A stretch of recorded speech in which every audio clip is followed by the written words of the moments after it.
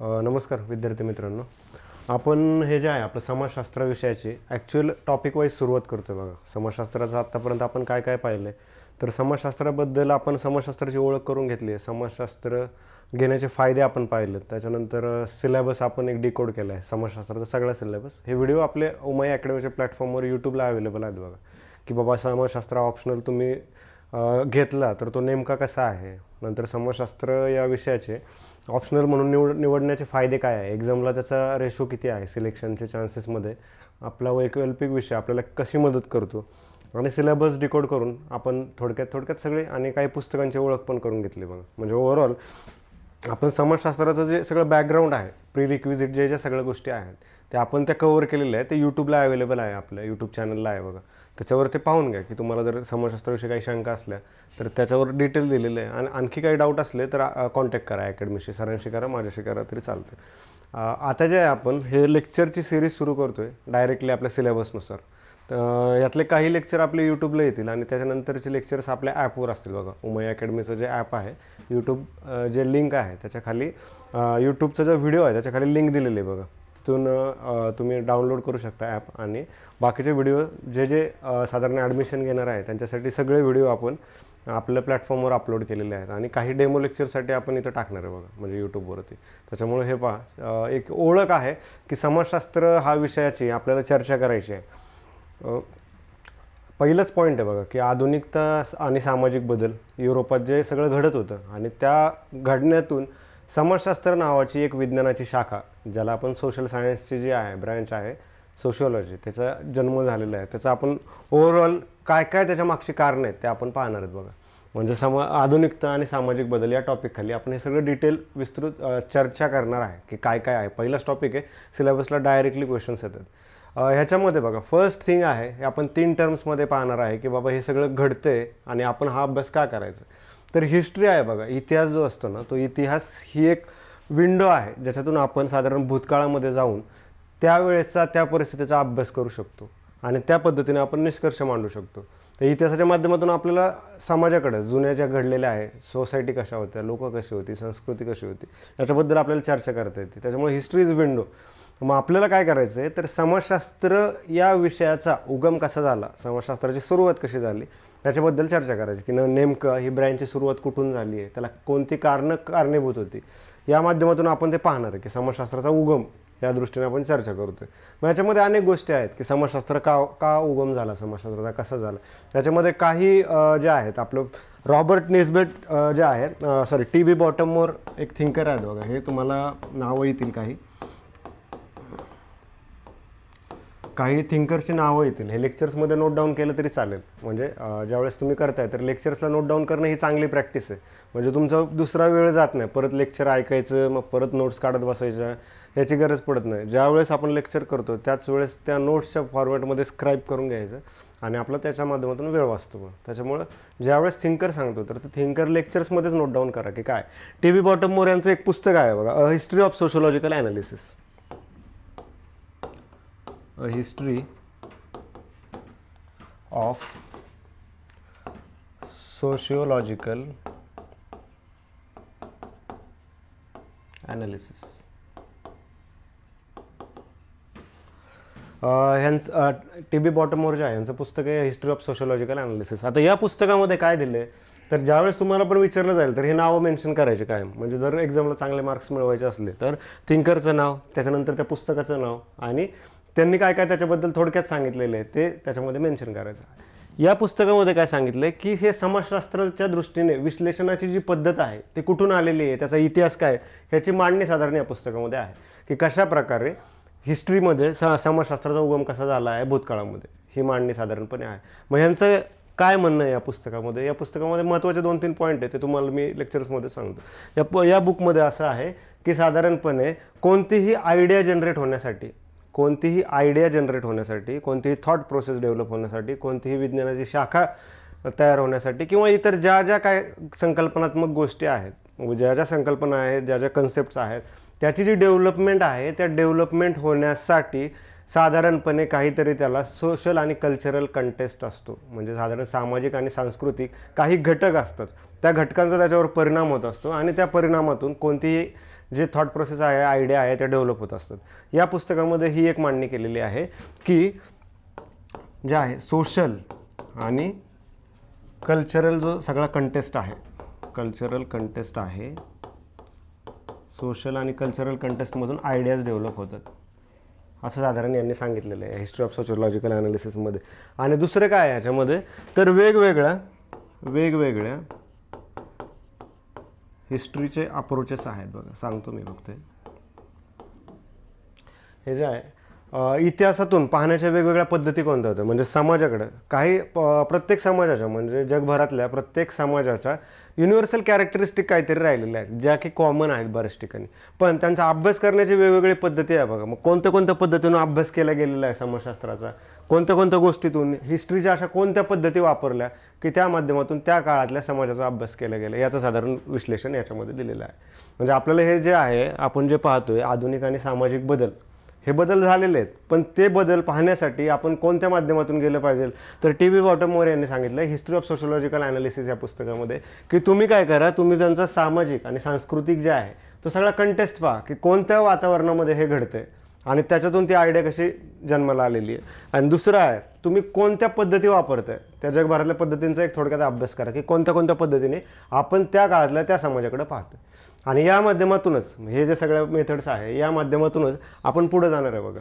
आणि साधारण की त्या काळातला आधुनिक बदल आणि सामाजिक बदल जे आहे ते आपण समजून घेतोय बघा. मग हे मेथड आहे. परत एकदा सांगतो की हे काय आपलं प्री रिक्विजिट आहे. म्हणजे मी सांगितलं की इतिहास एक अशा प्रकारची खिडकी आहे की त्या खिडकीतून तुम्हाला भूतकाळातल्या सगळ्या समाजाकडे पाहता येतं. आणि ते कसं पाहायचं, समाजशास्त्राचा ज्यावेळेस आपण समाजशास्त्राचा अभ्यास करतोय तर समाजशास्त्राच्या गोष्टी कशा पाहायच्या, तर त्याचे सामाजिक आणि सांस्कृतिक जे कंटेस्ट आहेत, ज्या वातावरणामध्ये सामाजिक आणि सांस्कृतिक कसे घटक आहेत त्यांचा अभ्यास करायचा, वेगवेगळ्या पद्धतींचा जगभरातला अभ्यास करायचा, हिस्टॉरिकल मेथड्सनी समाजाकडे पाहण्याचं. हे साधारणपणे अशा पद्धतीने आपण आधुनिक आणि सामाजिक बदल कसे झाले हे साधारण आपण पाहणार आहे. नाव लक्षात ठेवा, नोट्सच्या फॉर्मॅटमध्ये लिहिण्यासाठी अतिशय महत्त्वाचं आहे. T B. Bottomore a history of sociological analysis हे नाव एक्झाममध्ये मेन्सला असं लिहायचं की टी.बी. बॉटमवर यांच्या पुस्तकामध्ये हिस्ट्री ऑफ सोशिओलॉजिकल ॲनालिसिसनुसार साधारणपणे त्या काळातला अभ्यास केला गेला, त्याच्यामधल्या सांस्कृतिक घटकांचा अभ्यास केला गेला, त्याच्यामधल्या सामाजिक घटकांचा अभ्यास केला गेला, वेगवेगळ्या इतिहासाच्या पद्धतींचा अभ्यास करून साधारण पुढचं विश्लेषण आलेलं आहे. नेक्स्ट पहा याच्यामध्ये काय आहे,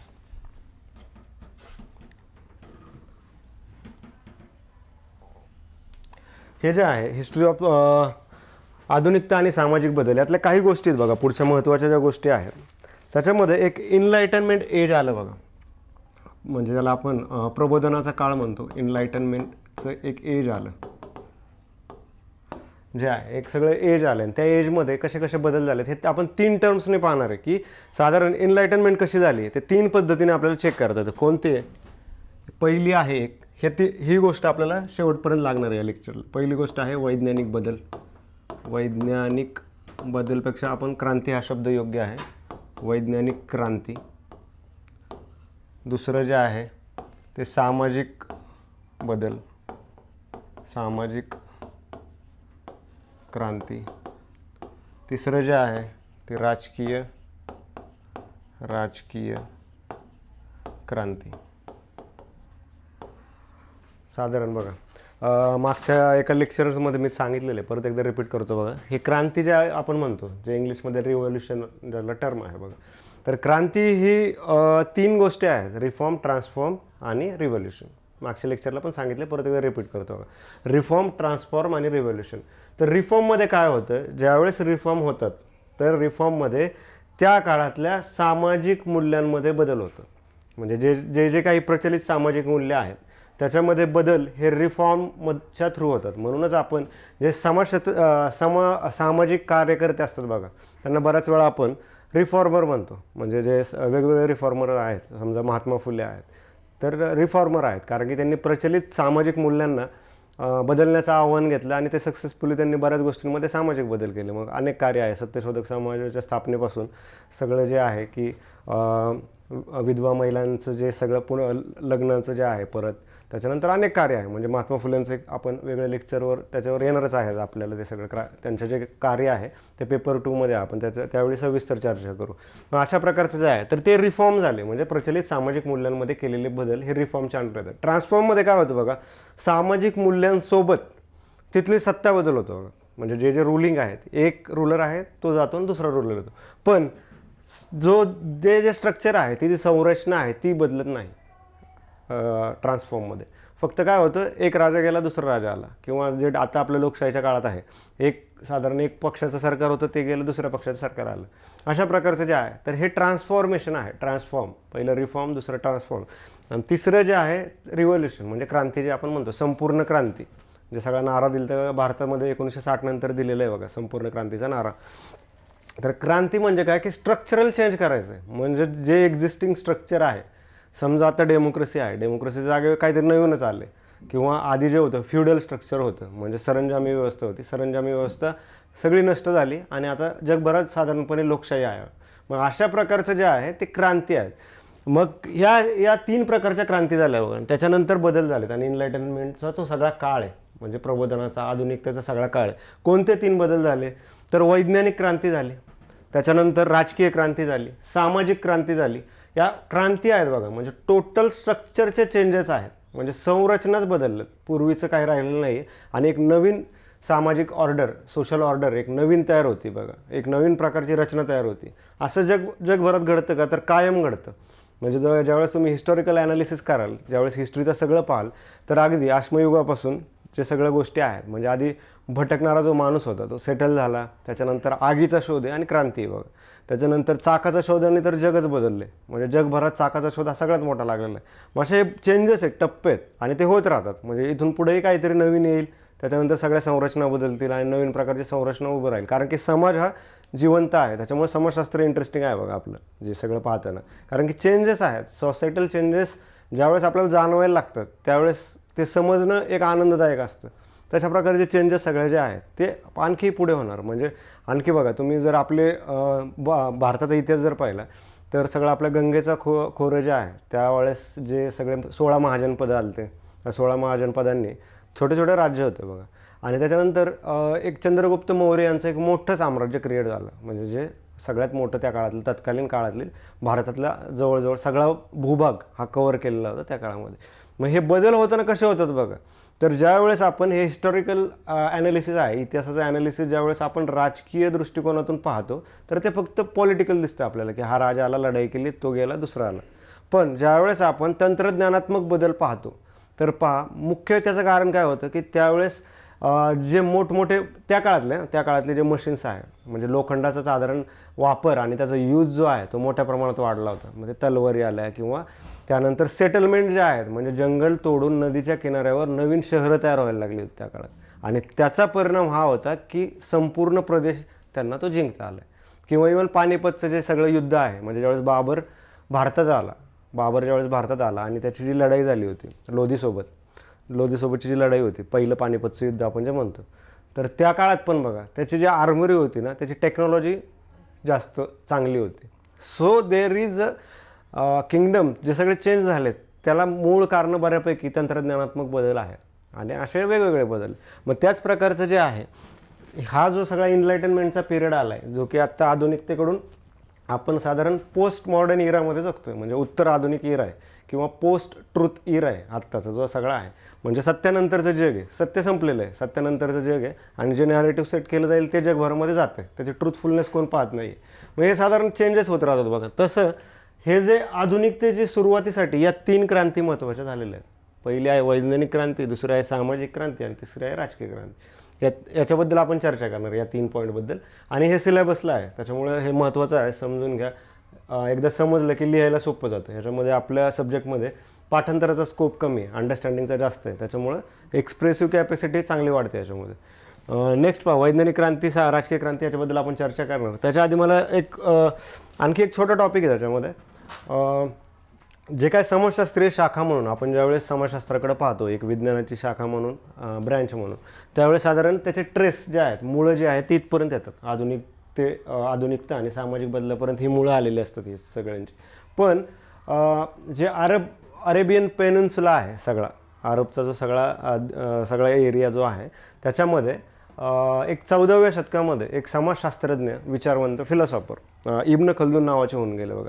तिथपर्यंत त्याच्यामध्ये तिथपर्यंत रूट्स आहेत. म्हणजे सिलेबसला जर बाकीच्या युनिव्हर्सिटीजमध्ये पाहिलं किंवा आपल्या ह्याच्यामध्ये पण असेल, एक्झामला इब्न खल्दूनवर क्वेश्चन आत्तापर्यंत आलेलं नाही आहे, पण एक्सपेक्टेड आहे कारण की महत्त्वाचा माणूस आहे. म्हणजे येऊ शकतो, तर ते सरप्रायझिंग नसणार आहे तुम्हाला, की जरी तुम्हाला हे इथपासून सिलेबस जरी चालू केलेला दिसत असला तरी इब्न खल्दूनना समाजशास्त्रामध्ये महत्त्वाचं नाव आहे. म्हणजे ते पहिलं पण होतं. त्यांच्याविषयी थोडक्यात त्यांचे 1-2 कन्सेप्ट आहेत, मी तुम्हाला तर थोडक्यात सांगतो बघा. एक 14व्या शतकातले थिंकर्स आहेत बघा हे.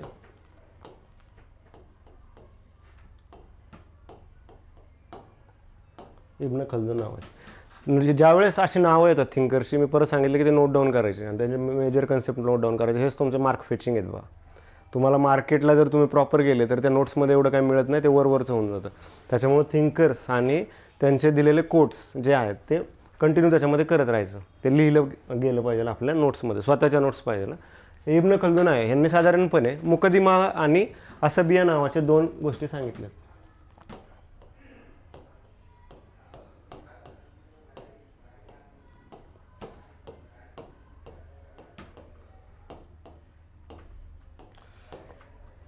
इब्न खल्दून यांनी मुकदिमा आणि असबिया नावाचे 2 गोष्टी सांगितलेल्या आहेत. त्या 14th सेंचुरीमध्ये, म्हणजे ते फिलॉसॉफर होते, त्यांनी हे 2 कन्सेप्ट मांडलेले. काय आहे ते, असबिया काय आणि मुकदिमा काय हे आपल्याला माहीत पाहिजे ना, ॲज अ सोशलॉजी स्टुडंट, समाजशास्त्राचा विद्यार्थी म्हणून. असबिया म्हणजे काय? असबियाचं बेसिकली मिनिंग आहे, लिटरली मिनिंग त्याचं हेच आहे की ग्रुप फिलिंग. म्हणजे ग्रुप फिलिंग म्हणजे मीपणाची आपलेपणाची भावना आहे. जसं 2 नेशन निर्माण होतं बघा, आपलेपणाची भावना आहे, मीपणाची. ग्रुप फिलिंग आहे. आणि मुकदिमा ह्याच्यामध्ये साधारणपणे 2 गटांच्या संघर्षाबद्दल चर्चा केली जाते, की 2 ज्या आहेत कॉन्फ्लिक्टमधून एक नवीन पॉवरचा राईज होतो, नवीन साम्राज्याचा उदय होतो, न्यू पॉवरचा राईज होतो बघा. मुकदिमा आणि असबिया आहे. आता असबिया म्हणजे काय, त्यांचं असं म्हणणं होतं की ही जी ग्रुप फिलिंग आहे, म्हणजे एकत्र असण्याची जी भावना आहे, समूहाची भावना आहे, तर ही समूहाची भावना हे नोमॅडिक जे भटके लोक असतात त्यांच्यामध्ये समूह भावना जास्त स्ट्रॉंग असते, असं इब्न खल्दून यांचं म्हणणं आहे. आणि ज्या वेळेस अशी जे स्ट्रॉंग भावना म्हणजे एकमेकांमध्ये जे सगळ्यांचे रिलेशन जे आहे, जी ग्रुप फिलिंग आहे, असे स्ट्रॉंग ग्रुप फिलिंग असलेले लोक एका सिव्हिलाइज कल्चरला, जिथं बघा म्हणजे पहिली गोष्ट आहे की मी आपलेपणाची भावना ही नोमॅडिक लोकांपासून सगळ्यात हायेस्ट कल्चरचे सिव्हिलायझेशन सगळीकडे असते. पण ज्या वेळेस एखादं कल्चरली रिच होत जाताना आणि त्याच्यानंतर येणाऱ्या त्या संपत्ती आणि सगळ्यांबरोबर त्या ज्या फिलिंग्ज आहेत ग्रुपच्या, ज्या सगळ्या त्या वीक होत जातात बघा. आणि सगळ्यात जे टॉपचं म्हणजे जे सगळ्यात वरचं साम्राज्य असतं त्याच्यामध्ये जी आहे ती ग्रुप फिलिंग कमी झालेली असते. सगळ्यात हायेस्ट ग्रुप फिलिंग नॉमॅडिकमध्ये असते. मग यांचं असं म्हणणं आहे इब्न खल्दून यांचं की हे जे नॉमॅडिक अशा प्रकारचे जे जास्त फिलिंगवाले, एकत्र राहण्याची भावना ज्यांच्याकडे जास्त आहे, ते ऑलवेज वरच्या ग्रुपला रिप्लेस करत असतात. म्हणजे जे वरचे ग्रुप आहेत त्यांना रिप्लेस करतात आणि एक नवीन किंगडम, नवीन साम्राज्याचा राईज होतो, जे की मुकदिमामध्ये सांगितलं आहे. म्हणजे साधारण या 2 गोष्टी आपल्याला लक्षात ठेवायच्यात इब्न खल्दून यांचं. एक असबिया जे आहे, असबिया म्हणजे ग्रुप फिलिंग, हे लक्षात ठेवा. आणि ग्रुप फिलिंग सगळ्यात जास्त कशामध्ये असते तर नोमॅडिक जे आहेत, नोमॅडिक जे पीपल्स आहेत त्यांच्यामध्ये ग्रुप फिलिंग जास्त असते. त्याच्यानंतर ती कमी कमी होत जाते स्ट्रक्चरली. आणि मुकदिमामध्ये काय आहेत, याच्यामध्ये कॉन्फ्लिक्ट होतात बघा या दोन्हींमध्ये. आणि जे जास्त ग्रुप फिलिंग ज्यांच्याकडे असतात ते साधारणपणे रिप्लेस करतात, चांगले किंगडम रिप्लेस केलेले. हे 14th सेंचुरीच्या ऑफकोर्स म्हणजे हे सगळं 14व्या शतकातल्या सामाजिक सांस्कृतिक घटकांना धरून मांडलेले कन्सेप्ट्स आहे, पण महत्त्वाचे आहे. जर कधी एक्झामला आलं तर ह्या 2 गोष्टी तुम्हाला माहीत पाहिजे. बऱ्याच ठिकाणी सिलेबसला हे कव्हर करत नाहीत आणि सांगत, म्हणजे आलं नाही त्याच्यामुळे त्याच्यावर लक्ष नसतं. पण UPSCला आपण प्रेडिक्ट नाही करू शकत, MPSCला प्रेडिक्ट नाही करू शकत. मेन्सला अशा प्रकारचे क्वेश्चन्स तुम्हाला एक्सपेक्टेड आहेत, म्हणजे येऊ शकतात, काही त्याच्यामध्ये डाऊटफुल नाही आहे, कारण की महत्त्वाचे थिंकर आहेत समाजशास्त्रामधले. ठीक आहे, नाव लक्षात राहील इब्न खल्दून. तो टॉपिक सुरुवात केली म्हणून मी पहिल्यांदाच ते क्लिअर करून टाकलं होतं. नेक्स्ट आहे याच्यामध्ये बघा,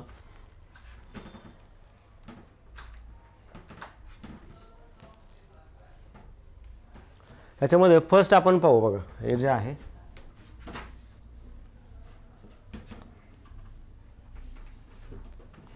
पहिल्या याच्यामध्ये आपण पाहू वैज्ञानिक क्रांतीबद्दल चर्चा करू.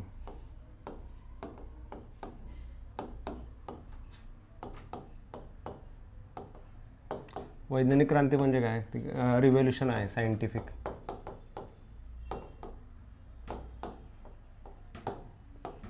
म्हणजे सगळे बदल व्हायला लागलेले आहेत. मग ते कशा कशा प्रकारे ते आपण समजून घेऊ की सायंटिफिक रिव्होल्यूशन कशा प्रकारे वर्कआउट होते. याच्यामध्ये बघा, वैज्ञानिक क्रांतीमध्ये सगळ्यात पहिलं जे महत्त्वाचं नाव आहे, सगळ्यात पहिलं जे आहे ते कोपर्निकस यांच्याबद्दल आपण चर्चा करू. कोपर्निकस जे आहे त्यांचं साधारण 1544 पर्यंत आहे त्यांचं, आणि पिरियड त्यांचा जो आहे 1473 असं जरा त्यांचं काळ. कोपर्निकस महत्त्वाचं नाव आहे बघा. कोपर्निकस यांच्याविषयी बऱ्याच चर्चा झाल्यात. काय काय आहे त्याच्याबद्दल आपण थोडक्यात पाहू. कोपर्निकस जे आहे हे त्या काळातले वैज्ञानिक होते आणि त्यांनी साधारणपणे त्या काळातल्या सगळ्या समजांना छेद देत, सगळ्या समजांना त्यांनी छेद दिला आणि साधारणपणे असं सांगितलं की त्यावेळेस प्रचलित वैचारिक व्यवस्थेबद्दल असं होतं की त्यावेळेस असं मानलं जायचं की पृथ्वी हे जे आहे, अर्थ आपलं जे पृथ्वी आहे ते सगळ्या विश्वाचं जे आहे, जे सगळं ब्रह्मांड आहे त्या सगळ्या ब्रह्मांडाचं सेंटर हे पृथ्वी आहे. आणि त्या दृष्टिकोनातून सगळ्या रिलिजियस, धार्मिक बाबी, सामाजिक बाबी त्या सगळ्या गोष्टी घडत होत्या. हे साधारणपणे त्यावेळेस होतं. कोपर्निकस हे पहिले त्यावेळेसचे मानलेले वैज्ञानिक आहेत ज्यांनी ही थिअरी हे केली. ही जी थिअरी आहे ती थिअरी साधारणपणे बाजूला सारून त्यांनी असं सांगितलं की हे जे आहे पृथ्वी हे काही सेंटर नाही आहे, तर सूर्य हे सेंटर आहे आणि सगळे ग्रह जे आहेत हे सूर्याच्या भोवती फिरतात. आणि हा साधारण त्या काळात वैचारिक जे काय समज होते त्या काळातले त्याला दिलेला छेद होता बघा. म्हणजे त्यांनी काय सांगितलं की हेलिओसेंट्रिक जे सगळं होतं म्हणजे पृथ्वीच्या भोवती सगळं फिरतंय अशा समजाला छेद दिलं आणि सांगितलं की सूर्याच्या भोवती सगळं साधारणपणे फिरतंय. आणखी काय सांगितलं त्यांनी? डिस्कवरी ऑफ मोशन सांगितलं बघा. म्हणजे गतीचं पण साधारणपणे सांगितलं की एक वर्षाचं जे रिव्होल्यूशन आहे, ॲन्युअल रिव्होल्यूशन कसं आहे, त्याच्यानंतर पृथ्वी स्वतःभोवती फिरते ते जे त्याचं जे आहे डायरेनल जे आपण म्हणतो की 24 तासात दिवस रात्र, म्हणजे ज्यावेळेस दिवस असतो त्यावेळेस त्या साईडला सूर्याच्या साईडला साधारणपणे पृथ्वीचं हे असतं आणि रात्र जे आहे ते बॅक साईडला जे सगळं मुवमेंटमुळं होत असतं. या दोन मोशन पण त्यांनी साधारणपणे विथ प्रूफ ते पब्लिकेशनला त्यांनी दिलं होतं त्या काळात. पण दुर्दैवाने म्हणा की सगळ्या गोष्टी त्या काळातल्या सामाजिक जे सगळ्या प्रचलित होत्या मूल्य, त्याच्यानंतर धार्मिक काही मूल्य होती जी पृथ्वीशी बांधली गेलेली होती आणि लोकांचा समज होता बघा. त्यामुळं काय झालं, कोपर्निकस यांना साधारणपणे या डिस्कवरीबद्दल म्हणजे ज्या आत्ताच्या काळात चांगल्या डिस्कवरी केलं तर नोबेल मिळतात, त्या काळामध्ये त्यांना मृत्यूदंड देण्यात आला. म्हणजे कोपर्निकस यांना अगदी म्हणजे समाजाच्या मान्यतेने मारण्यात आलं. आणि नंतर हे प्रूफच झालं की सूर्यभोवतीच पृथ्वी फिरते. पण साधारणपणे अशा गोष्टी आहेत म्हणून ह्याला आपण काय म्हणतो, रिव्होल्यूशन म्हणतो की विज्ञानात केलेली क्रांती आहे. त्या विज्ञानाच्या क्रांतीने तुमचा समजच बदलून गेले जे सगळं तुमच्या आहेत. म्हणजे आज आणखी पुढे येईल आपल्याला. ऑगस्ट कॉम्टे यांनी साधारण 3 स्टेजेस मांडलेले आहेत, त्याच्यामध्ये पण आपण ही चर्चा करू. पण आता सध्या आपल्याला आपण त्या काळातले आधुनिकता येण्यासाठीचे कोणते बदल कारणीभूत होते ह्याच्याबद्दल आपण चर्चा करतो. त्याच्यामुळं कोपर्निकस ही अशी व्यक्ती आहे बघा की या शोधाबद्दल त्यांना मृत्यूदंड, देहदंड झाला. आणि 1543ला 1543 यावेळेस त्यांनी साधारणपणे हे मांडलं होतं की हेलिओसेंट्रिक थिअरी त्यांनी डिबंक केली. It is not heliocentric, it is absolutely sun centric जे आहे. आणि ते 1543ला मांडलं होतं आणि 1544ला साधारणपणे त्यांना देहदंड देण्यात आला आणि त्यांना जे आहे मृत्यू त्यांचा त्यावेळेस झालेला आहे. हे साधारण सुरुवात व्हायला लागली बघा म्हणजे बदलांमध्ये, वैज्ञानिक बदलांमध्ये.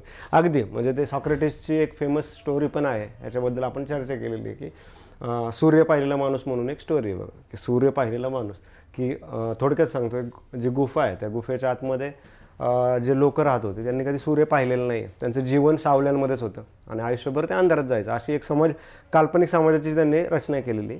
आणि त्याच्यानंतर एक जण माणूस प्रयत्नपूर्वक त्या गुफेतून एकदा बाहेर येतो. बाहेर आल्यानंतर तो पाहतो त्या सगळीकडे सूर्याचा लख्ख प्रकाश पडलेला आहे, उजेड आहे, निसर्ग आहे आणि ते पाहत जातो. तो त्याला ते फार सुंदर वाटतं. तो ते सगळं पाहतो आणि त्याच्यानंतर तो गुफेत जातो. गुफेत गेल्यानंतर तो बाकीच्या लोकांना सांगायचा प्रयत्न करतो की इथं सगळं अंधार आहे, बाहेर उजेड आहे आणि चांगल्या गोष्टी आहेत, अशा प्रकारचं जे आहे. पण त्या काळातल्या लोकांना ते मान्यच नव्हतं की उजेड वगैरे काय संकल्पना असतात असं त्यांचं नव्हतं. मग ते काय करतात की साधारणपणे त्याला मारून टाकतात.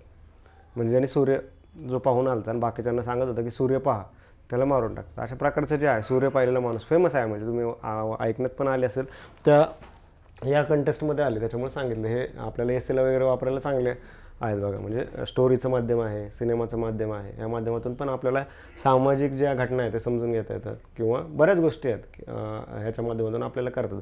चिले नावाच्या देशामध्ये एक सामाजिक बदल झालेली एक सिनेमा आलेला आहे बघा नेटफ्लिक्सला की मूवीला आहे, किंवा जग्गी नावाचा एक सिनेमा आलेला आहे, मूवीला आहे बघा जग्गी, डॉक्युमेंटरी टाईप स्टोरी आहे, एक साधारण LGBT जे सगळं आहे त्याच्याबद्दलचं जे जीवन आहे की त्या जीवनाच्या माध्यमातून कसा स्ट्रगल होतं, अशा वेगवेगळ्या गोष्टी बघा. त्याच्यामुळे असे सामाजिक बदल होणार, त्या माध्यमात लिहिलं जाणार, बोललं जाणार, चर्चा होणार आणि नवीन समाजाची परत रचना होणार, अशा प्रकारच्या गोष्टी. तर हे कोपर्निकस आहे. त्यांच्यानंतर साधारणपणे केपलर नावाचे, हे नोट डाऊन करून ठेवा सांगतानाच, केपलर जे आहेत, केपलर हे दुसरे वैज्ञानिक होते, म्हणजे दुसरे म्हणजे लगेच त्यांच्या खाली नाही, म्हणजे तो काळ आहे बघा एनलायटनमेंटच्या काळाची सुरुवात जी आहे, प्रबोधन व्हायला लागले, नवजागृतीचा काळ यायला लागला आहे, लोक विचार करायला लागलेत, कॉन्शियस व्हायला लागलेत, हा काळ आहे आणि त्याच्यासाठी जबाबदार घटनांचा आपण विचार करतो. हे आहे त्यांच्या डेथनंतर बऱ्यापैकी, त्यांच्या डेथनंतर जे आहे ते बऱ्यापैकी साधारणपणे लोकांमध्ये चर्चा व्हायला लागल्या. त्याच्यानंतर केपलर आहे, यांचं पिरियड बघा 1571 ते 1630 पर्यंत आहे बघा. केपलर यांचा जो आहे 1571 ते 1630 पर्यंतचा पिरियड आहे बघा.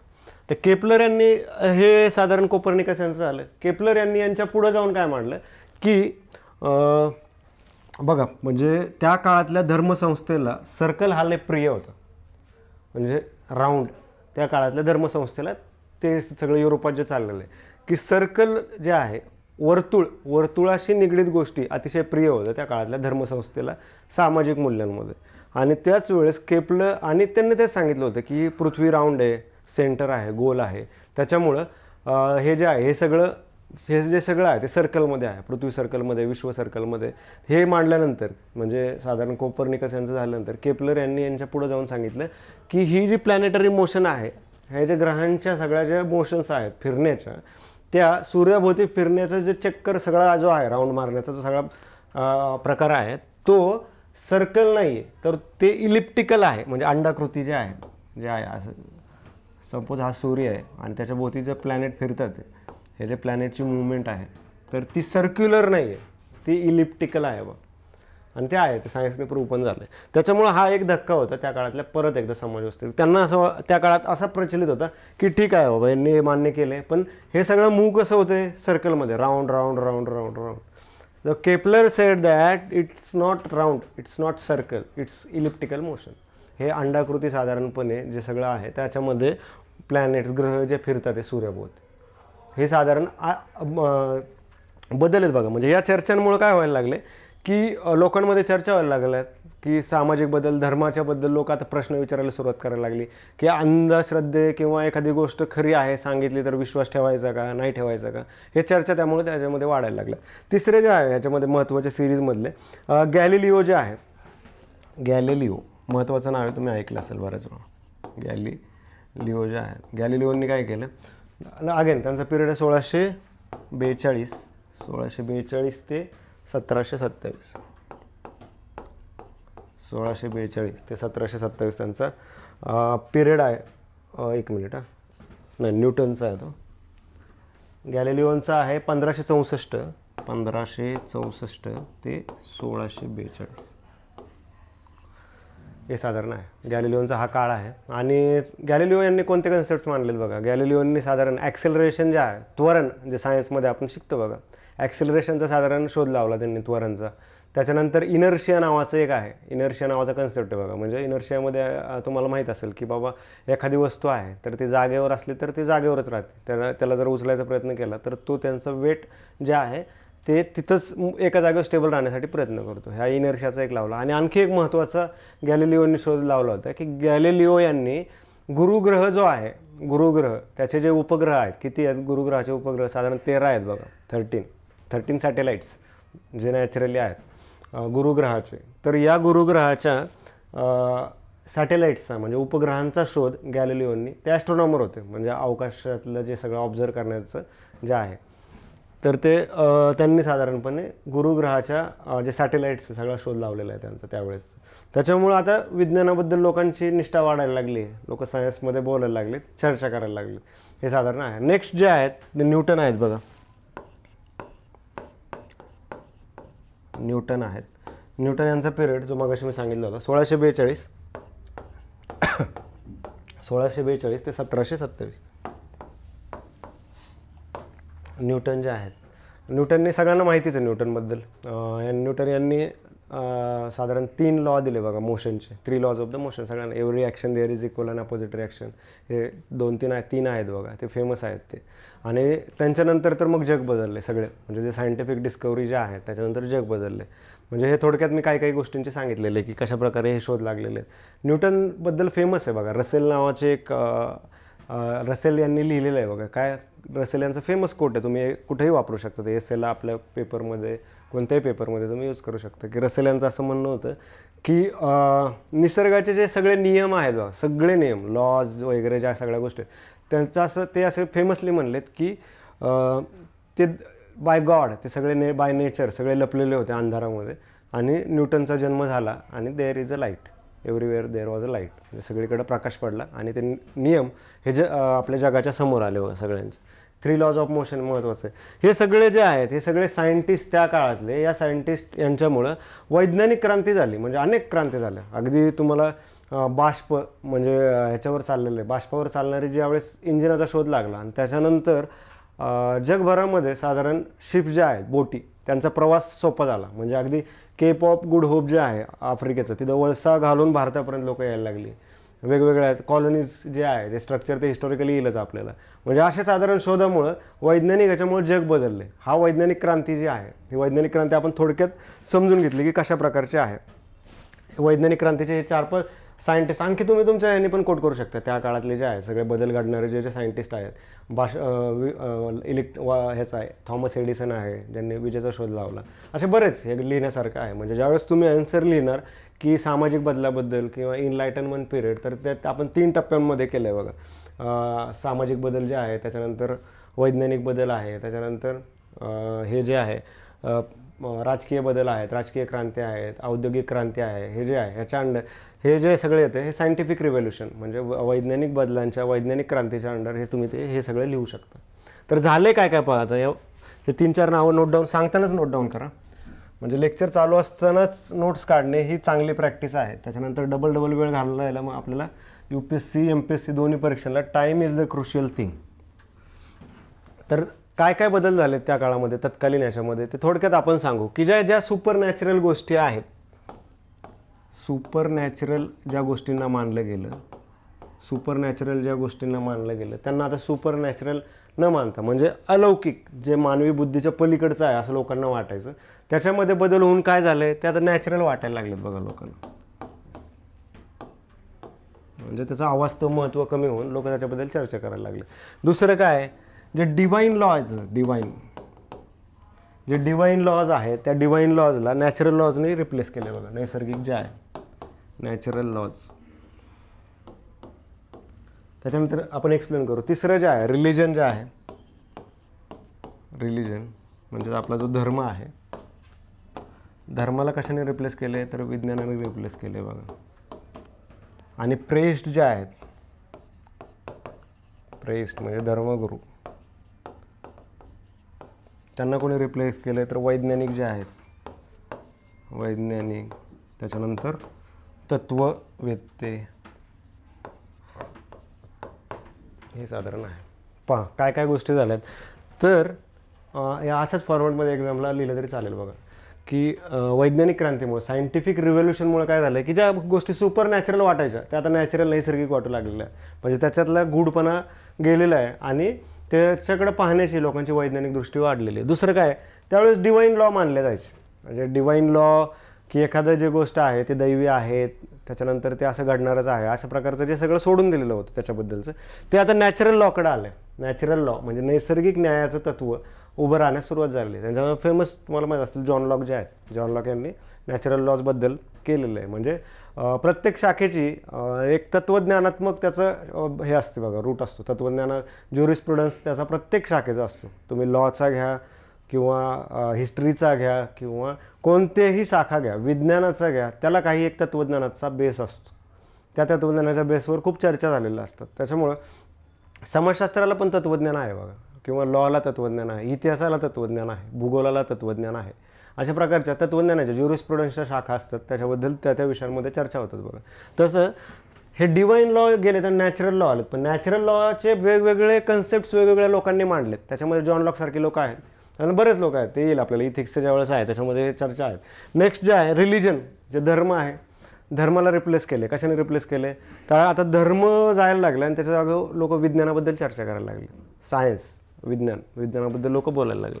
आणि प्रेस्ट, धर्मगुरूंची जागा आता वैज्ञानिक लोक घेऊ लागले, तत्ववेत्ते घेऊ लागले.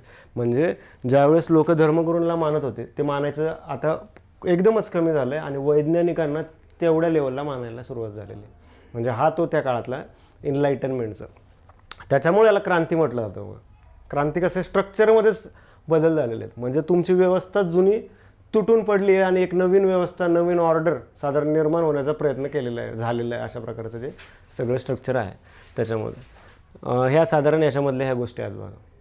परत एकदा आपण ते सगळं पाहिलं. काय काय पाहिलं थोडं रिवाईज म्हणून सांगतो. काय काय पाहिलं आपण?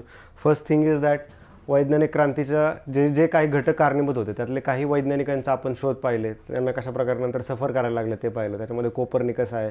कोपर्निकस यांनी साधारण सूर्याभोवती सगळे ग्रह फिरतात असं सांगितलं, आणि पृथ्वी हेलिओसेंट्रिक थिअरी ह्या आधी जी मान्य होती ती त्यांनी त्या गोष्टीला छेद दिला आणि नवीन हे मांडलं. दुसरं केपलर जे आहेत, केपलर यांचं आपण काय पाहिलं तर गती पाहिली, मोशन्स. म्हणजे त्यांनी सर्कल डिबंक केला आणि सांगितलं की हे सगळं ॲन्युअल, म्हणजे वार्षिक जे पृथ्वी सूर्याभोवती फिरते ती इलिप्टिकल, म्हणजे अंडाकृती जे सगळा मार्ग आहे त्याच्यात फिरते.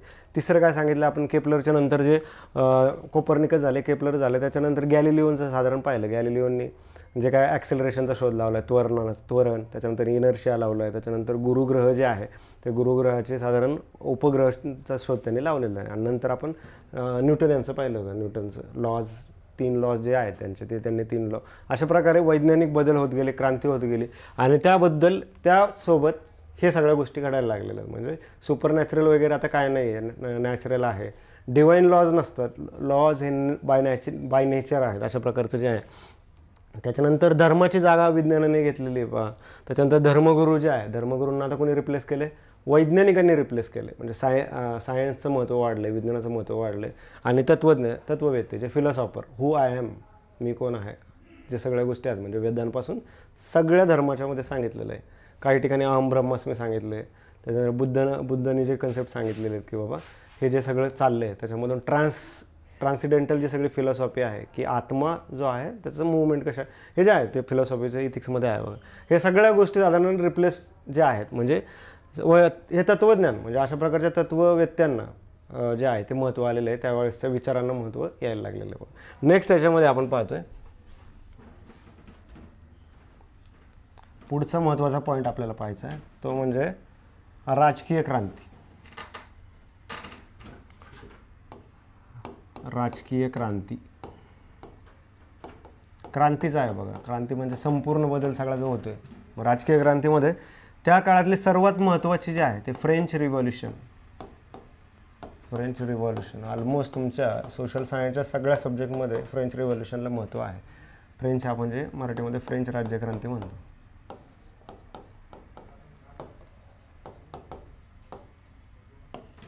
फ्रेंच राज्यक्रांती जी आहे ती जगातली राजकीय बदलाची सर्वात मोठी घटना आहे बघा. सर्वात मोठी घटना आहे.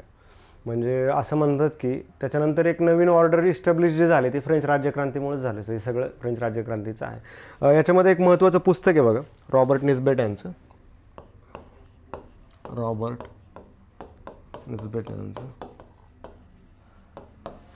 त्या पुस्तकाचं नाव पण लगेच नोट डाऊन करा, द सोशिओलॉजिकल ट्रॅडिशन.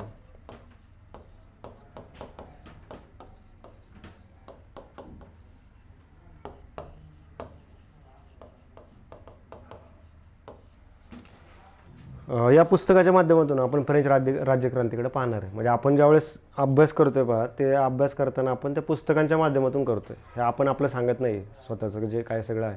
तर हे पुस्तकं एक्झामला कोट करणं फार महत्त्वाचं आहे. म्हणजे फ्रेंच रिव्हॉल्युशनविषयी लिहित आहे फ्रेंच राज्यक्रांतीविषयी लिहित आहेत तर रॉबर्ट नेस्बेट यांचं द सोशोलॉजिकल ट्रॅडिशन हे बुक जे आहे त्याच्या माध्यमातून त्यांनी फ्रेंच राज्यक्रांती थोडं समजून घेण्याचा प्रयत्न केलेला आहे, जे आपण तुम्हाला सांगणार आहे लेक्चर्समध्ये. हे पॉईंट जसे तसे एक्झामला लिहिण्यात वापरले तरी चालतील बघा. अगदी मार्क फिच होणार याची 100% गॅरंटी आहे. म्हणजे मार्क येणारच, कारण की आपण ऑथेंटिक सोर्समधून ते करतोय सगळं. त्याचा अभ्यासाचा अप्रोच मी बुक लिस्टमध्ये सांगितलं आहे कसा करायचं, त्याच माध्यमातून आपण चाललो आहे पुढं. फ्रेंच राज्यक्रांतीबाबत जगभरात भरपूर बोललं गेलेलं आहे, चर्चा झालेलं आहे. फ्रेंच राज्यक्रांतीचं जे सगळं आहे म्हणजे लिबर्टी, इक्वॅलिटी, फ्रॅटर्निटी जे आहे, समता, बंधुता, जे सगळं म्हणजे जगभरामध्ये ही तत्त्व आली अगदी सगळ्या जगात. आणि इव्हन भारतीय संविधानात पण भारताचं जे प्रिएम्बल आहे त्याच्यामध्ये पण हे सगळं आपण ॲड केलेलं आहे बघा. म्हणजे फ्रेंच राज्यक्रांतीतून आलेली ही जी तत्त्व आहेत, इक्वॅलिटी, लिबर्टी, फ्रॅटर्निटी म्हणजे जे आहे समता, बंधुता, जे उदारमतवाद असं जे सगळं आहे ते आपण ॲड केलेलं आहे. म्हणजे जगभरामध्ये आलं आहे. त्याचं स्टोरी टाईप तुम्हाला माहीत असेल, तुम्ही बऱ्याच ठिकाणी वाचलं असेल की बाबा जे राजा होता, त्याच्यानंतर धर्मगुरू, मग त्यांच्यामुळं काय झालं होतं की लोक शोषित होते. मग एका ठिकाणी हॉलमध्ये ते सगळं भरलेलं असताना डावे जे आहेत म्हणजे लोकांनी ज्या मागण्या केल्या की स्वातंत्र्याच्या सगळ्या गोष्टींच्या, ते त्यावेळेस बसले होते लेफ्टला, त्याच्यामुळे ते डावे म्हणून ते लेफ्टिस्ट. आणि जे किंग किंवा जे ऑर्थोडॉक्स जे होते ते बसले होते त्यावेळेस उजव्या साईडला, त्याच्यामुळे तिथून पुढं ते लेफ्ट राईट जे सगळं पुढं आलं, डावे उजवे जे सगळं घडत आलं ते तिथून आलेलं आहे पहा. म्हणजे त्याची सुरुवात जी सगळी आहे. ह्याच्यात काय महत्त्वाचं आहे, पुस्तकातल्या काही महत्त्वाच्या नोंदी मी सांगतो, ते फक्त लेक्चर सांगतानाच नोट डाऊन करा. हे नोट्स PDF मी पाठवेल, पण लेक्चरमध्येच शक्यतो नोट डाऊन करा. काही महत्त्वाचे पॉईंट आहे बघा. पुस्तकातले फ्रेंच रिव्होल्यूशनबद्दल रॉबर्ट निस्बेट यांनी केलेले आहे. आपण ज्यावेळेस अभ्यास करतो तर आपण समाजशास्त्रज्ञ जे आहेत त्यांच्या माध्यमातूनच करणार आहे. म्हणजे हिस्टॉरिकल त्याला बेस द्यायचा नाही. म्हणजे हिस्ट्रीच्या माध्यमातून ते स्वप्नरंजन किंवा काल्पनिक ज्या गोष्टी त्या मांडायच्या नाही. ऑलवेज टेक जे आहे तुम्हाला ज्याचा सहारा घ्यायचा ते पुस्तक आहे. तर रॉबर्ट निस्बेट यांचं सोशोलॉजिकल ॲनालिसिसमध्ये फ्रेंच रिव्होल्यूशनबद्दल ते काय म्हणतात तर तो आयडिओलॉजिकल ब्रेक आहे बघा. आयडिओलॉजिकल ब्रेक आहे कशाला, की जुने ज्या सगळ्या आयडिया आहेत, जुन्या सगळ्या आयडियांना फ्रेंच रिव्होल्यूशनच्या थ्रू ब्रेक लागलेला आहे आणि एक नवीनच व्यवस्था तयार व्हायला लागलेली आहे. आयडिओलॉजिकल ब्रेक जो आहे तो या पुस्तकामध्ये ज्या सगळ्या नोंदी आहेत मी शॉर्टमध्ये सांगतो. It will save your time. हा तुमचा बऱ्यापैकी वेळा वाचेल, कारण हे पुस्तकं तुम्हाला परत चाळायची गरज नाही पडणार. नेक्स्ट पहा, न्यू सोशल ऑर्डर तयार झालेली आहे. नवीन समाजाची जी रचना आहे, न्यू सोशल ऑर्डर, नवीन समाजाची रचना ही फ्रेंच रिव्होल्यूशनमुळे आलेली आहे बघा. म्हणजे क्रांती कशी घडते बघा, की समाजाची रचनाच बदलायला लागलेली आहे. नवीन समाजाची रचना तयार व्हायला लागलेली, की नवीन समाज जो कसा बंधुभाव जपणारा आहे, जो कसा आहे समतेवर विश्वास ठेवणारा आहे, अशा नवीन समाजाची रचना आलेली आहे. आणखी बघा, freedom to practice any occupation म्हणजे व्यवसाय करण्याचं स्वातंत्र्य. व्यवसाय करण्याचं स्वातंत्र्य हे फ्रेंच रिव्होल्यूशनच्या थ्रू हे प्रिन्सिपल पण पुढं आलेलं आहे. नेक्स्ट आहे याच्यामध्ये abolition of trade crops and guilds. त्यावेळेच्या गिल्ड ज्या होत्या म्हणजे जे संपत्तीचं सगळं जे चालायचं त्याचं ॲबॉल्युशच करून टाकलेलं आहे फ्रेंच रिव्होल्यूशन नंतर.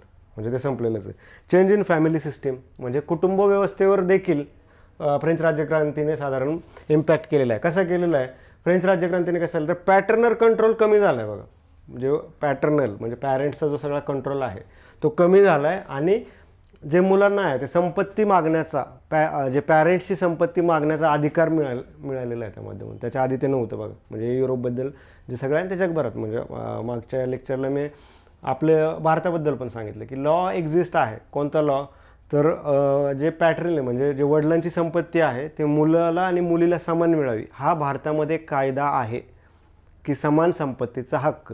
पण तरीसुद्धा भारताचं भीषण वास्तव आहे की पॅट्रायकी इतकी आहे की मुलींना साधारणपणे आपण चिरीमिरी म्हणलं तरी आहे थोडंफार देऊन सह्या करून घेतल्या जातात आणि संपत्ती मुलाच्या नावावर केली जाते. हे भारतातलं भयान वास्तव आहे आणि ते आपल्यासमोर आहे बघा की even it's law then it's also not possible because patriarchy is mindset, behavioural change is mindset. हे सगळे माइंडसेट आहेत. त्याच्यामुळे या फ्रेंच राज्यक्रांतीच्या आधी अशा प्रकारच्या गोष्टी होत्या पण त्याच्यानंतर तिकडे बदल व्हायला लागलेले आहेत आणि मुलांना जास्त कंट्रोल मिळायला लागलेला आहे त्यांच्या संपत्तीवरचं. दुसरं आणखी फॅमिलीमध्ये आणखी एक गोष्ट काय घडलेली आहे तर डायव्होर्स जे आहे म्हणजे डायव्होर्स घेण्याची घटस्फोटाची जी सगळं अधिकार आहे तो जे आहे महिलांना मिळालेला आहे बघा तिथून पुढं. त्याच्या आधीचं स्ट्रक्चर वेगळं होतं. त्याच्यामुळं हे आणि हे कशातून सांगतो मी द सोशोलॉजिकल ट्रॅडिशन या पुस्तकातलं जे फ्रेंच रिव्होल्यूशनबद्दल चर्चा केली त्याच्याबद्दल हे आहे बघा.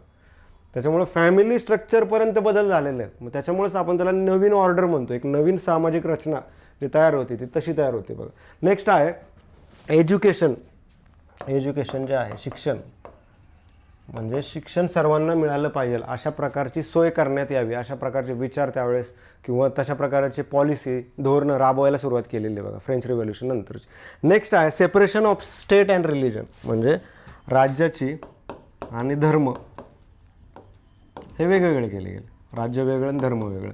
ह्याच्या आधी जे आहे राज्याच्या पॉलिसीवर, स्टेटच्या पॉलिसीवर, अगदी जगभरात, म्हणजे काय एका युरोपबद्दलच नाही, जगभरामध्ये की राजा जो आहे तर राजावर धर्मसंस्थेचा फार पगडा होता. म्हणजे धर्मसंस्थेप्रमाणे नियम होते, धर्मसंस्थेप्रमाणे शिक्षा होत्या, धर्मसंस्थेप्रमाणे ॲप्रिसिएशन होते, हे सगळं आहे. पण फ्रेंच रिव्होल्यूशन नंतर पहिल्यांदा असं घडलं की राज्य आणि धर्म वेगळे केले गेले. म्हणजे there is no interference of religion on to the state. राज्याचा आणि धर्माचा काहीही संबंध तिथून ठेवलेला नाही आहे. आणि त्याच्यामध्ये मग दोन चर्चा आहेत. म्हणजे भारतामध्ये जे आहे ते equal respect to all religion आहे, सर्व धर्मांना, आणि फ्रेंच याच्यामध्ये ते सेपरेट आहे बघा. म्हणजे त्यांच्यामध्ये राज्यामध्ये अजिबातच काहीच धर्माचं जे आहे ते आत्ता पण नाही आहे. म्हणजे तुम्ही सगळ्या पॉलिसी जर पाहिलं त्याच्यामध्ये, पण आपण त्या काळातली चर्चा करतोय त्याच लाईनवर ठेवूया. नेक्स्ट जे आहे चर्च प्रॉपर्टी जे आहे, म्हणजे त्यावेळेसची चर्चच्या ज्या प्रॉपर्टी आहेत त्या हे केल्या गेल्या, म्हणजे सगळ्या जप्त केल्या गेल्या आणि ते साधारणपणे ते प्रॉपर्टी राज्यामध्ये जे आहे राज्याच्या खजिन्यामध्ये टाकले गेले. हे बऱ्यापैकी त्यावेळेस घडलेलं. नेक्स्ट जी मोनार्की होती, म्हणजे हुकुमशाहीकडून कशाकडे आलं आहे तर डेमोक्रेसीकडे आलेलं आहे बघा. हुकुमशाहीकडून कशाकडे आलेलं आहे तर लोकशाहीकडे आपण फ्रेंच राज्यक्रांतीच्या माध्यमातून आले. हे सर्वात महत्त्वाचा चेंज आहे. म्हणजे याच्या आधीचे जे हुकुमशाही आहे त्याच्यातून लोकशाहीकडे साधारणपणे वाटचाल झालेली आहे. हे आणि मग हे तीन तर प्रिन्सिपल मी तुम्हाला सांगितले, लिबर्टी, इक्वॅलिटी, फ्रॅटर्निटी, जे समता, बंधुता, जे सगळं आहे ते पण फ्रेंच रेव्होल्यूशनमध्ये आलेलं आहे. बऱ्याच वेळा आपण फ्रेंच रेव्होल्यूशन म्हणजे तीनच गोष्टी पकडतो, जे आहे लिबर्टी म्हणजे उदारमतवाद जो आहे सगळा, त्याच्यानंतर समता जे आहे आणि बंधुभाव जे आहे. आपल्याला फ्रेंच रेव्होल्यूशन म्हणजे या तीनच गोष्टी आपण पहिल्यांदा पकडलेल्या. ऑफकोर्स ते माहीत असतं सगळ्यांना, पण आणखी आपल्याला समाजशास्त्राच्या दृष्टीने अभ्यास करताना उत्तरामध्ये या गोष्टी ॲड करणं गरजेचं आहे. हे लक्षात राहिलं पाहिजे. आणि नोट डाऊन पण करून घ्या. परत एकदा मी हे रिपीट करतो की काय की फ्रेंच रिव्होल्यूशन आपण समजून घेतोय, तर फ्रेंच रिव्होल्यूशन समजून घेताना अनेक पर्याय आहेत, पण आपण सोशोलॉजिकल थिंकर, समाजशास्त्रीय विचारवंतांच्या माध्यमातून हे समजून घेतोय.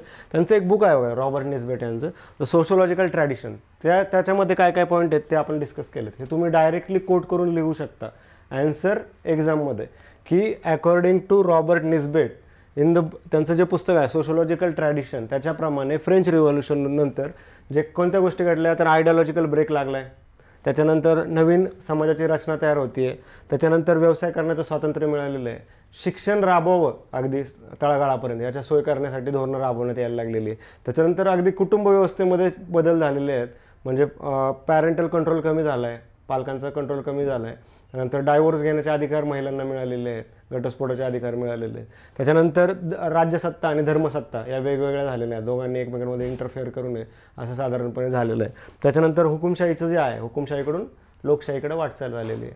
आणि बऱ्यापैकी हे जे सगळ्या गोष्टी घडतात आहे, म्हणजे त्यातलं कंट्रोल कसा आहे बघा, स्टेट धर्माचा कंट्रोल कसा असतो, त्याच्यामध्ये अनेक आयडिओलॉजिकल कन्सेप्ट्स येतात आपल्याला. ज्यावेळेस आपण राजा अकबर आहे बघा, त्याचा ज्यावेळेस आपण विचार करतो तर अकबराविषयी बऱ्याच गोष्टी आहेत. म्हणजे त्यांनी जे सगळं सुरू केलेलं धार्मिक चर्चा वेगवेगळ्या धर्मांच्या किंवा जे सगळं त्यांचं आहे त्याच्याबद्दल त्यांना असं त्यावेळेस वाटायचं की हिब्रू जे आहे गॉड्स लँग्वेज आहे, म्हणजे देवाची भाषा हिब्रू आहे आणि तशा प्रकारचे इन्फ्लुएन्सेस आहेत ऑफकोर्स. मग त्यांनी त्यावेळेस काय केलं की स्टोरी आहे त्या काळातली की एक लहान जो मुलगा आहे नुकताच जन्म झालेला, तर त्याला एका खोलीत ठेवलं, त्याची जेवणाची सगळी व्यवस्था केली, पण त्याला भाषा आणि बाकी ज्ञान किंवा बाहेर काहीच नाही, फक्त तेवढ्या खोलीमध्ये जे सगळं आहे. आणि त्यांना असं वाटलं की हा नॅचरली ज्यावेळेस मोठा होईल तर तो हिब्रू भाषेत बोलेल असं त्यांची धारणा होती. मग त्याच्यानंतर ते जे काय तेवढे वर्ष गेले, पण त्याच्यानंतर त्या मुलाचा जे आहे तो भाषा बोलू शकला नाही. ऑफकोर्स तो कोणतीच लँग्वेज गेन नव्हती केलेली आणि तो थोडंसं त्याचं जे आहे मानसिक संतुलन त्या मुलाचं त्यावेळेस, कारण की त्याचा जगाशी संपर्क चाललेला नाही, फक्त वाढ झालेली. तर अशा प्रकारचे वेगवेगळे प्रयोग, म्हणजे धर्मसंस्थेचा पगडा की राज्यसंस्थेवर किती असू शकतो याचं एक उदाहरण आहे बघा.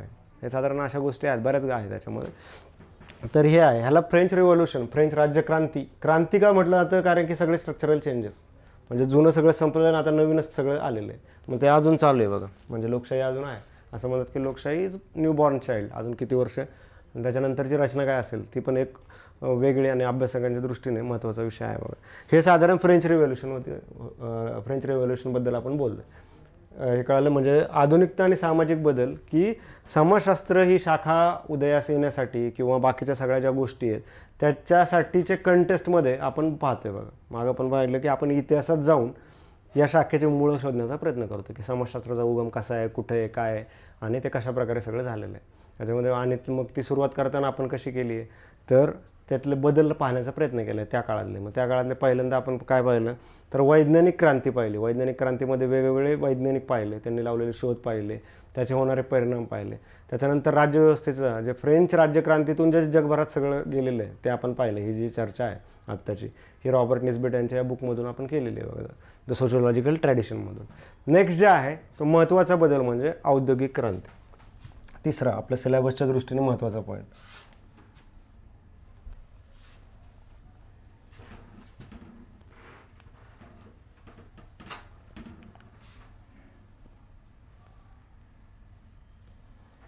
औद्योगिक क्रांती.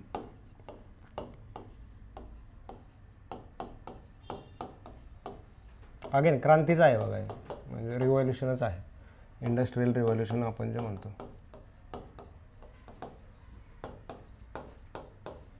म्हणजे जुनं सगळं इंडस्ट्रीचं स्ट्रक्चर बदललं आहे आणि नवीन इंडस्ट्रीचं स्ट्रक्चर आलं बघा इंडस्ट्रियल रिव्हॉल्युशनमध्ये सगळं जे आहे.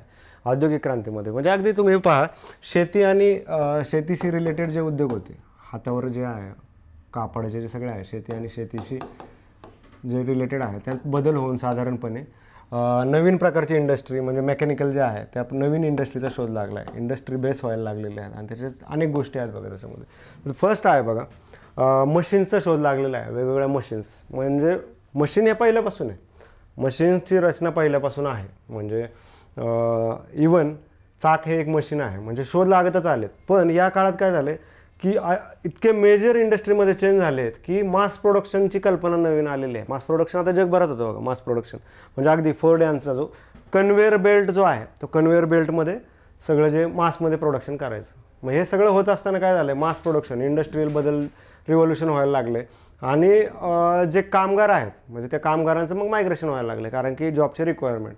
म्हणजे अगदी तुम्ही मुंबईला पाहाल तर लालबाग परळ बघा त्याच्यामध्ये आहे सगळं ते गिरणी कामगारांचा संघर्ष. म्हणजे कामगार कुठे आहे तर महाराष्ट्राच्या खेडोपाडीतून त्यावेळेस आलेली लोक तिथे येऊन राहायला लागली होती बघा.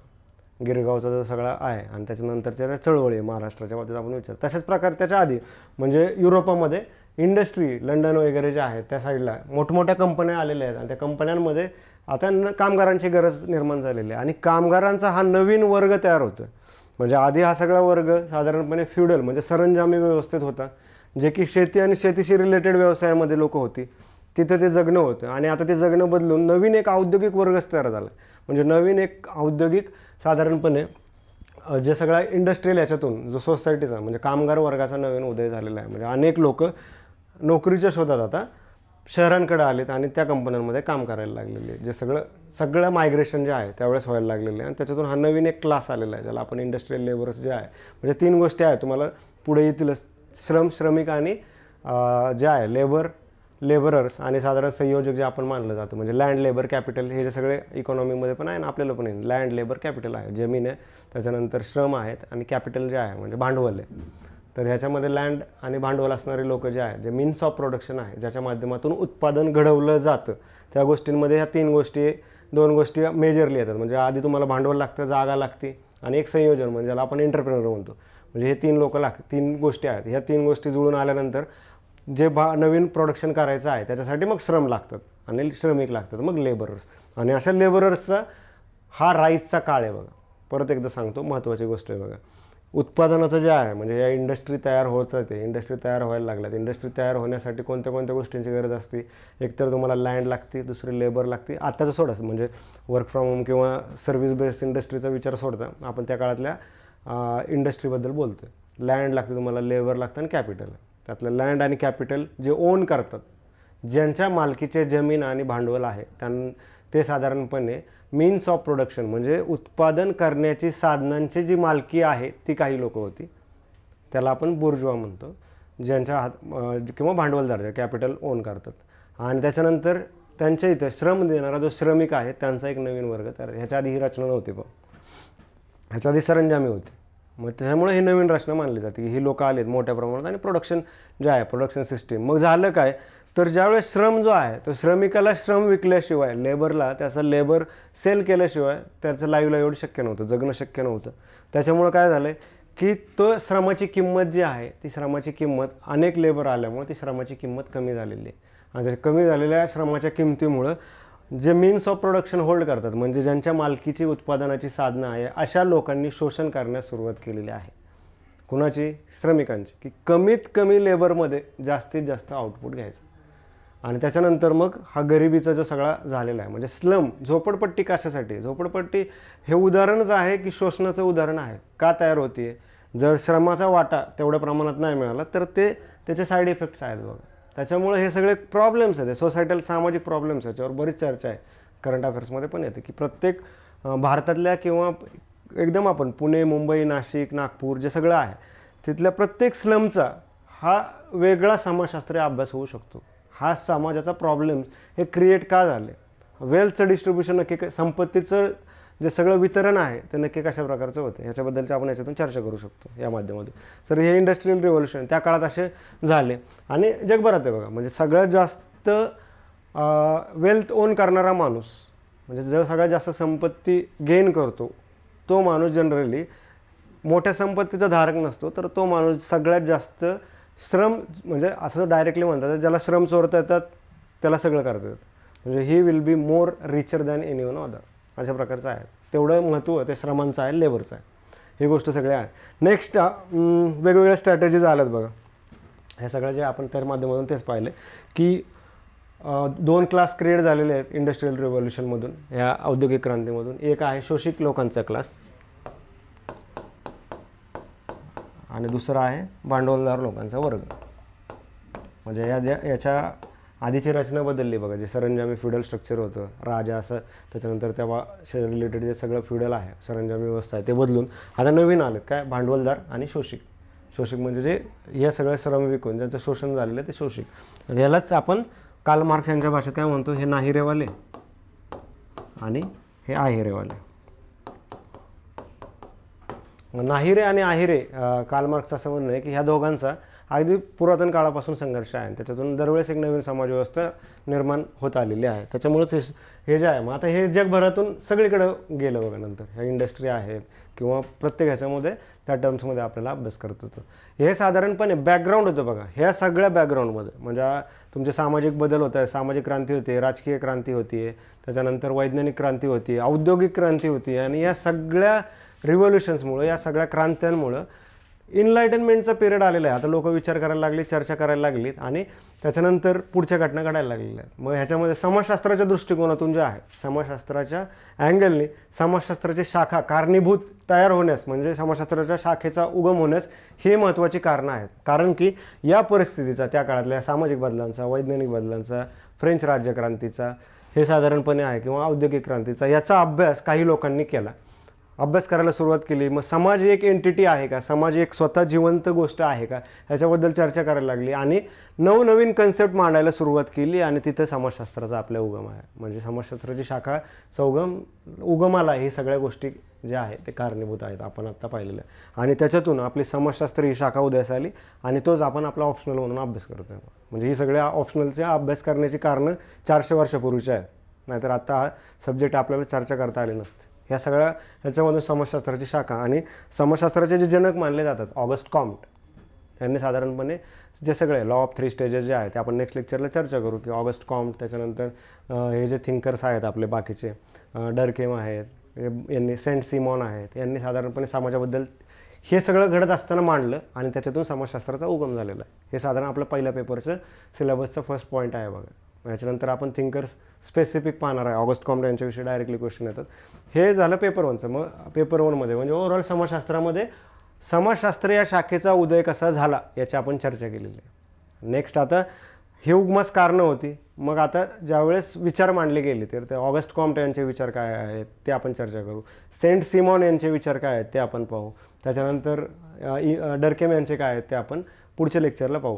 हेच पेपर 2मध्ये भारताचं समाजशास्त्र आहे. भारताच्या समाजशास्त्राची सुरुवात कशी झालेली आहे, जी.एस. घुर्रे जे आहेत त्यांनी 1925ला मुंबईमध्ये पहिली समाजशास्त्राची जी आहे ते डिपार्टमेंट मुंबईमध्ये चालू झालेलं आहे, मुंबईच्या विद्यापीठामध्ये. म्हणजे पहिलं शाखा जी आहे. त्याच्यानंतर आता पूर्ण भारतभर आहे, अगदी प्रत्येक विद्यापीठामध्ये शाखा आहे आणि त्याच्या माध्यमातून सगळा अभ्यास केला जातो समाजाचा.